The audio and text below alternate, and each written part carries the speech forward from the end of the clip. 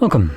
In front of me is the Samsung Galaxy Tab S10 Lite, and I'll be going over unboxing along with a quick look at the tablet itself and also its specifications.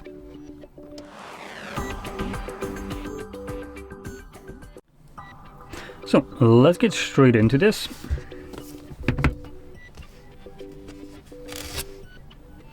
Come on, Samsung, how many times have you already tried this shit? Fix this garbage. There's no reason why this is ripping throughout. Put a plastic frickin' strip right here. Problem solved. You don't even need to charge me for this.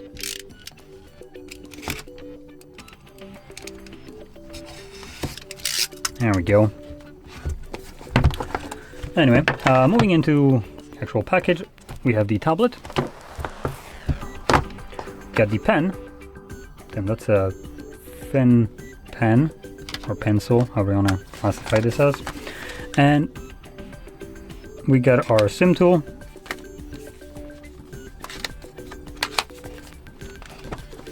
Our cable, Type-C to Type-C, and paperwork. Now let's get this out.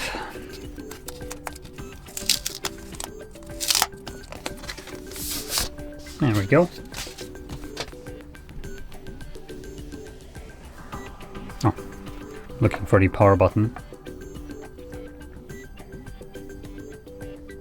So, before I get into the specifications, let's start off with the price tag. This tablet is coming at a price tag of about $400. That would include tax.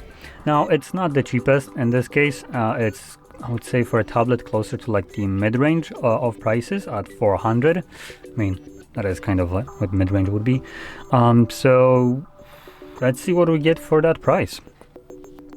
So let's start off with a display, which I can already see has a bit of a chunky bezels, especially if I can compare it to something like my phone, which is the S25. Like, this is just, these bezels alone are probably bigger than my entire phone. So anyway, in terms of the display, this is running a 10.9 inch display with a 1320 by 2112 pixel resolution. It is only an LCD IPS display at, oh my god, 90 Hertz. Come on, Samsung. You literally produce your own displays. Why the hell is this not an AMOLED? Why isn't it 120? You're charging $400 for this shit. Like, what are you doing here? Okay, so I'm already kind of disappointed by this. I'm not gonna lie. As the display alone, which I would say for a tablet, I want the display to be good. I care much less about other things, but for God's sakes, the display needs to be good on a tablet. That's literally what you're gonna be staring at all the time.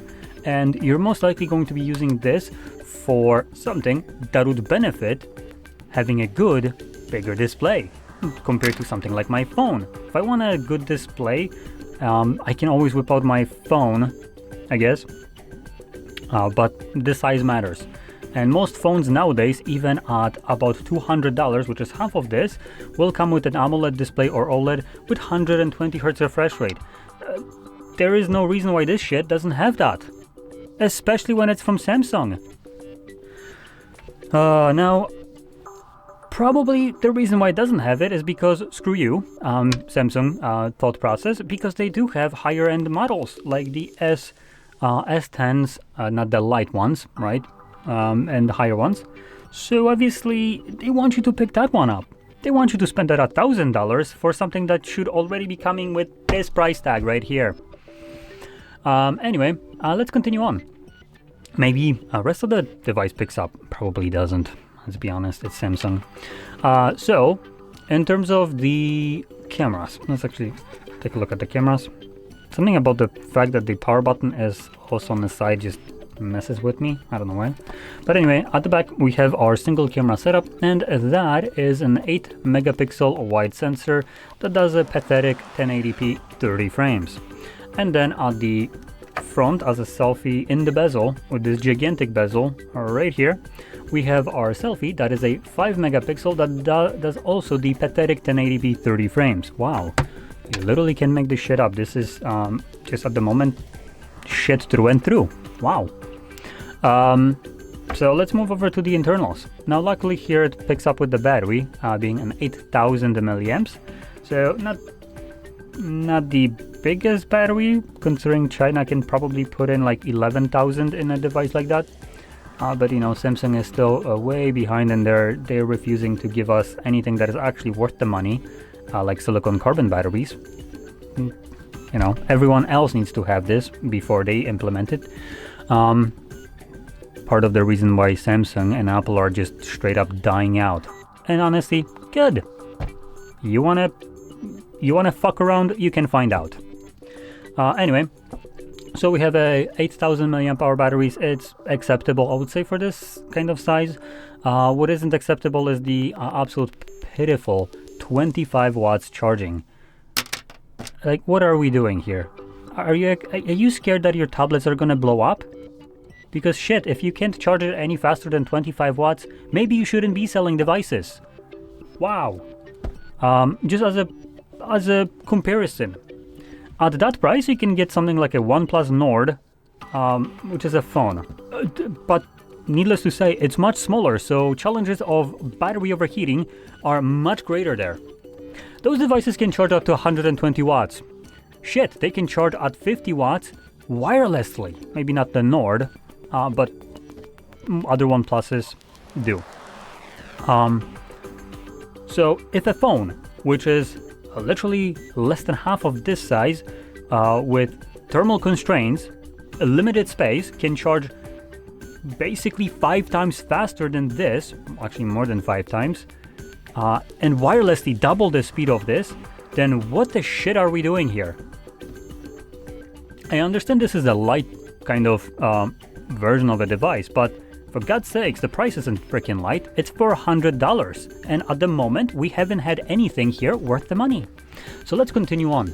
In terms of the RAM and storage, we are looking at starting like base entry, 128 gigabytes of storage and 6 gigs of RAM, and the other option would be 256 gigs of storage with 8 gigs of RAM. Honestly, the second option should be the base entry for a device with 8 gigs of RAM and 256 storage. This is 2025. Applications can weigh up to like 20 gigs, specifically games. Actually, probably more than that, but so 256 gigs of storage is just, I would say, the bare minimum that this device should have, especially if you're going to be using it in DeX mode, which I do believe it does support. And in this case, as a computer, or something that's supposed to work like a computer, if you load it up with files and all that stuff, obviously you're gonna need storage. And that being said, this is a 5G version, so it does have a SIM tray, but I don't know if it has an SD tray, so let's check it out. It does, so at least that's good. So you can extend the storage using an SD card. So that being said, maybe 128 gigabytes of storage, you could get away with this, but you will need an SD card for that, and obviously SD card will be a little bit slower compared to the built-in storage. Now anyway, let's continue on into the processor, which is the Exynos 1380. For the love of God, I have no idea how good this is. Exynos hasn't been, let's just say, the top kind of pick for anyone, so I do want to compare it to, let's just say, Snapdragon 6 Gen 3. And it looks like it's basically a little bit better than that, but I do want to check a couple different sites. Okay, here it looks like the Snapdragon is better, so great. Great to have reliable information on different sites. Okay, Exynos a little bit better. I'm basically checking multiple different sites to see how they compare and which one is supposedly better. And at the moment, statistically, it looks like Exynos is better compared to the Snapdragon 6S Gen 3. Or maybe that's why I wasn't really paying attention to which version of the Gen 3 Snapdragon 6 it was, but in general they're about very close to each other. So all in all, it's equivalent to a budget Snapdragon. For $400 you get a budget processor in here, produced by Samsung. How lovely. At this price tag you should supposed to have something like the Snapdragon 7, which is just a tier higher. It's like going from an i5 to i7. So this is just still absolute dog shit through and through so far, and there isn't much more to go through. So actually there isn't anything else to go through. So for that price you're not really getting anything that justifies the higher price of $400. That is a steep price to ask for something that literally lacks any kind of anything. I guess it comes with a pen, as if you compare it to something like the iPads, they don't, so you'd need to spend additional, like, what is that, $100 for it? So at least that's a positive, but I don't think a pen is worth here $100, because I think at $300 this might have been a little bit more justifiable price. $270 I would say would be probably the go-to price for this. So if you can get it on sale, that's probably when you should get it. Otherwise, don't spend the full price of $400 on this. This is not worth it. There is nothing that Samsung offered here that would justify this higher price tag.